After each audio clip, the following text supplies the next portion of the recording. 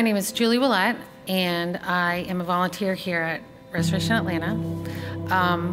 I found out about Restoration Atlanta about a year ago.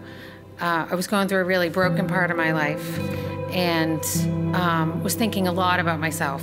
There was a lot of tragedy in my family, and I just couldn't stop thinking about it. So I needed to think about other things. I needed to change my perspective. And so when I found Restoration Atlanta, it was the perfect way for me to restore my joy in God and to become selfless, which meant thinking of myself less.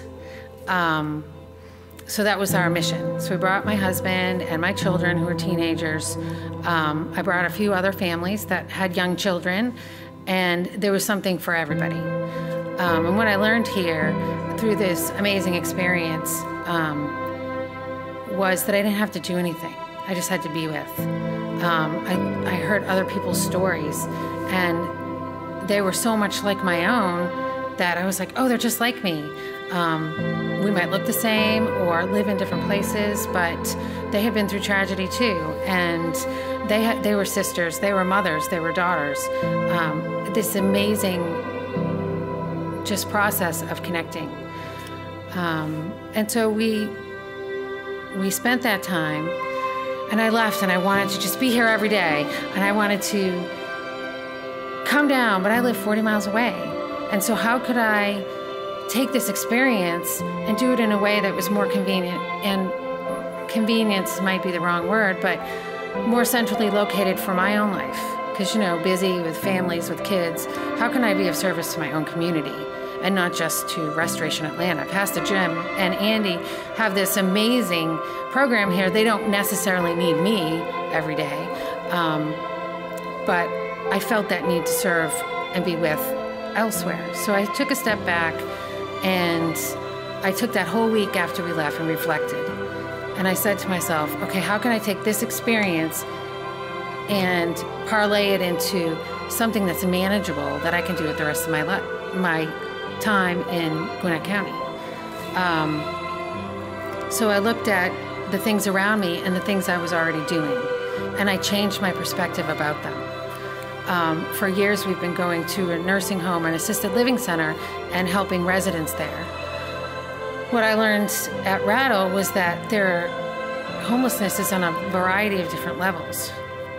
It can be physical, where you don't have a place to live, emotional, you can feel very alone in a room full of crowded people, or spiritual, you can feel separated from God. And so I took that perspective and I took it to the nursing home, and I said, look at these women and men that we minister to. We're playing bingo and we have prizes, but really they have a home, a physical home, but emotionally they're away from their family. And so how could we be a family to them? And how could we share God's message with them? Whether they're Christians or non-Christians, how could we serve in a way that made them feel at home? And it gave me a different view of it. Rather than just a task we did and we hugged them and said hello, I was able to be hospitable, and the love just got deeper. The perspective got more fulfilling for me and for my children and husband. So it's so gratifying to go and know this might be the place they live, but when people show up that love them, it's home. And the stories, and I mean, it's like being with your grandmother. One of the residents was in World War II, and she was a telegraph operator.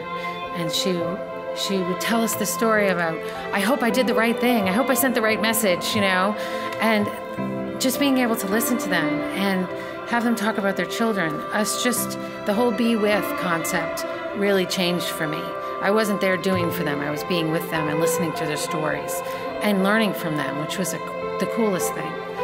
So I've been able to take this experience here that is such a culmination of all kinds of homelessness and bring it into the ministries I'm currently in and give me a viewpoint of how to get involved in other ministries. And I found in my own personal experience that I really enjoy being welcoming. I really enjoy being that home kind of person.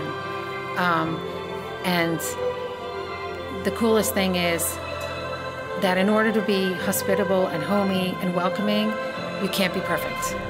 Because if you're perfect, people can't live up to that. So it has allowed me to be genuine and imperfect and make mistakes, because it lets other people know they can make mistakes around me. And I think that that's what this experience has taught me, is that the most important thing I can do when dealing with someone who needs shelter physically, spiritually, emotionally, is just to be myself and to share my own experience. And that my story is worth telling and your story is worth hearing. And that's how RATL changed my life.